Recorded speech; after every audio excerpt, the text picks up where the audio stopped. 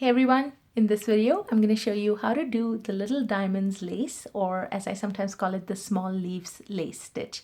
This is a stitch that provides a very nice lacy fabric, as you can see, and it gets its name because of these little tiny diamonds, which also can look like leaves, and so miniature leaves or small leaves or little diamonds. The fabric itself, this is the right side, this is the wrong side, and even though it's a lace pattern, I think it's really easy because it's a 4-row repeat and 2 of the rows are just purl. And the 2 rows that you actually do the lace pattern on, the stitches are the same, you're just changing them up a little bit. So I would put this at an advanced beginner. If you're someone who's been knitting for a little bit now, very familiar with knit and purl stitch and looking to get towards lace, then I think this is one of the easier lace patterns you can do and get a wonderful look to the fabric.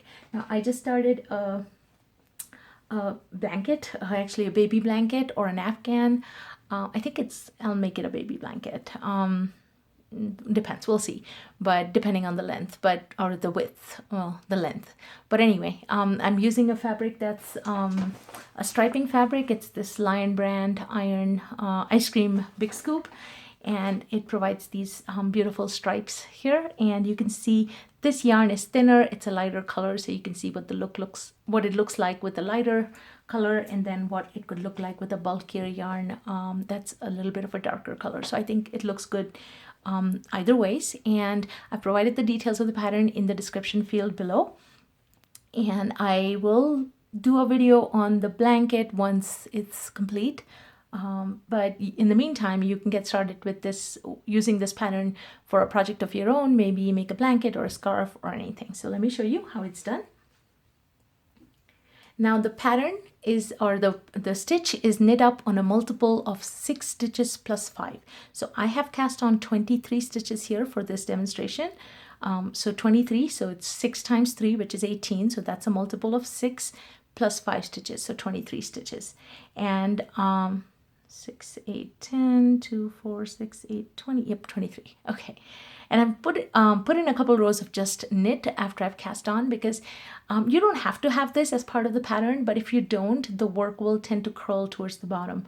So having a few rows of just knit or a moss stitch or any kind of border stitch, I think will prevent the work from curling at the bottom. All right, so the pattern itself is a 4-row repeat, and the first row, which is the right side of the fabric, you're going to do a knit 1, and then starts the pattern repeat for the row. So the pattern goes knit 3, so you're just going to knit the next 3 stitches. Then you do a yarn over, which means you're going to bring the yarn to the front, and then you do an SK2P, which is slip 1 stitch, knit 2 together, pass the slip stitch over. So we're going to slip the next stitch, and typically when patterns call for you to slip a stitch, you want to slip it purlwise, which means insert your needle as if to purl and just bring the stitch over without doing anything to it. Unless the pattern says to slip knitwise, typically whenever you slip, again, remember, just it's purlwise. So slip the stitch, then you knit the next 2 stitches together. So take your right needle, insert it into the front loops of both stitches, and your yarn is in the front, which is where we want it to be. Go ahead and knit them together. You're going to drop both stitches off. And now comes the slightly tricky part. You're passing the slip stitch over. Okay, so the second stitch was the one that we had slipped. And take our left needle, insert it into the front loop of that stitch. Use your index finger to hold down that first stitch so it doesn't fall off. And just take this and bring it over that stitch. So that was an SK2P. And then you do a yarn over again. So bring the yarn to the front. That is your repeat. We'll see that a couple more times. We're going to knit 3, bring the yarn over, slip, knit 2 together, pass the slip stitch over. Okay, and yarn over. See it one more time. Knit 3, yarn over, slip, knit 2 together, pass the slip stitch over, yarn over, and then You'll keep doing this pattern repeat till you get to the last 4 stitches, which is where I'm at. And those last 4 stitches, you're just going to knit. So remember, your last pattern repeat, your yarn will be in the front. And then you just knit the next 4 stitches. And that's the end of row 1. You're going to turn your work, and row 2, which is the wrong side, it's just purl all the way across. So all even rows, you're just purling all the way across. So that's what makes this pattern really easy. That row 1 requires a lot of focus, but then you can relax in row 2 and just purl your way across the row. Now in this lace pattern, at the end of each row, your stitch count remains the same. With lace patterns, sometimes the stitch count can change up depending on what the pattern has you doing. But in this case, it's going to stay the same. So that's one way. After you've done a row, if you're not quite sure and you think, oh, did I mess up? Did I forget to do a yarn over? You can quickly count your stitches. And if your count is right, then at least that's one indication that you might have done it right for that row. All right, so that's row 2. Turn your work. Now row 3, the stitches that you're doing, they're identical to row 1, pretty much identical, but they're just staggered by a little bit. And that's what causes those diamonds to form. So the pattern goes knit 1, and then we do the yarn over, SK2P yarn over first. So yarn over, bring the yarn to the front like that. We do an SK2P. So slip, knit 2 together, pass that slip stitch over, and bring the yarn over, and then knit 3.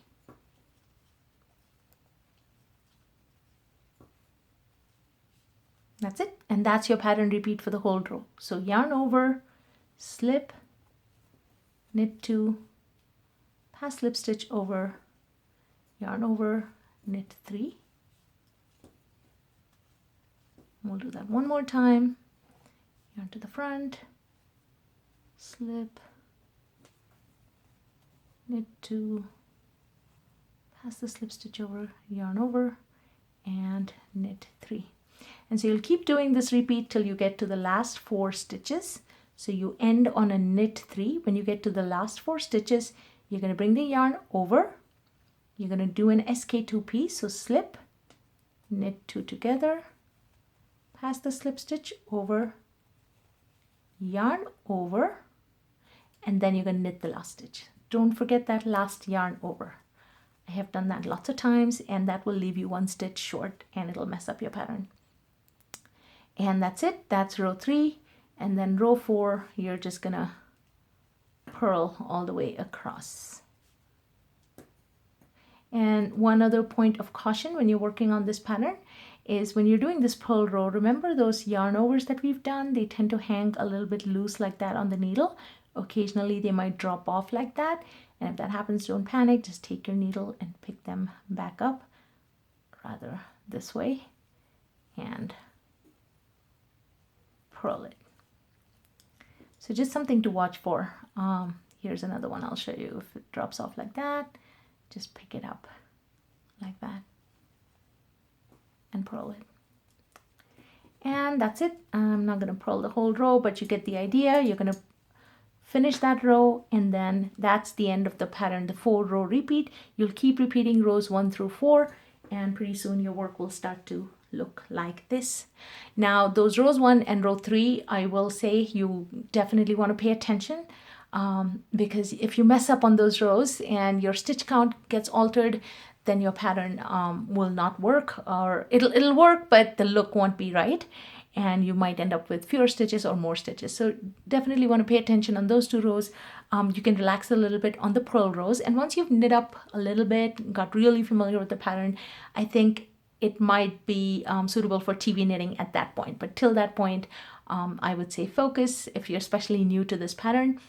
And lifelines, proactive lifelines. I cannot stress that enough. Anytime you're knitting lace, put proactive lifelines. I've provided links to the proactive lifeline video, as well as a few other videos down in the description field. And once you've done with this pattern and you've practiced it, and if you really like it, I use this pattern for my lacy diamonds triangular shawl. So I've provided a link to that video at the end. If you feel comfortable enough and you want to start working on a triangular shawl, then you could try that one out. As always, thank you so much for watching my videos, for supporting my channel, for leaving me comments. I do my best to get to your comments. I may not get to them right away. Maybe it might take me a couple days sometimes, sometimes longer, but I'm doing my best to try and keep up with them. So thank you again. And if you haven't subscribed to my channel, please subscribe right here. Click the my little cat. And I wish you all happy knitting.